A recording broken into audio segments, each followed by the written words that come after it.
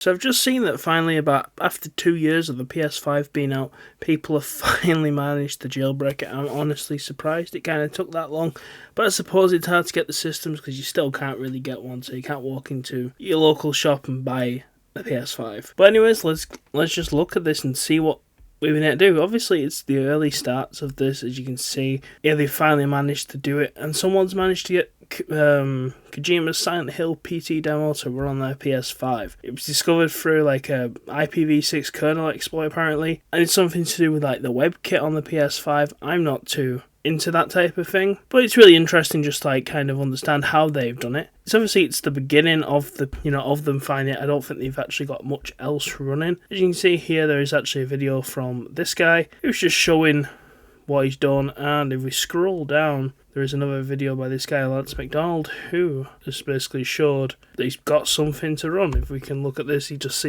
see here on the screen that it says about installing. Then we can see up here, PT ready to play. So I think this is kind of interesting. We're finally getting like things to work. On a PS5 jailbreak, there might be some custom firmware. I really jailbroke a hardware system before. I've done it on like the PSP and the PS Vita for things like that, because you can get custom homebrew games, you can get other like homebrew stores and just all sorts of interesting bits that they never put in the original software. So we look at that one.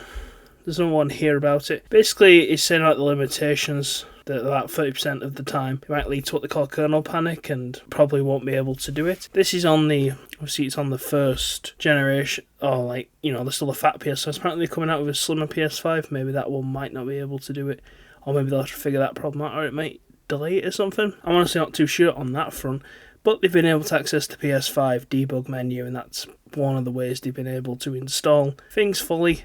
But as you know, with a lot of these things, they take time, and apparently the current exploit works on 4.4. So unfortunately, it looks like people have already updated their PS5s. If we see, so for guys that have already updated, that exploit apparently works on 4.3, which is, I presume, this one over here.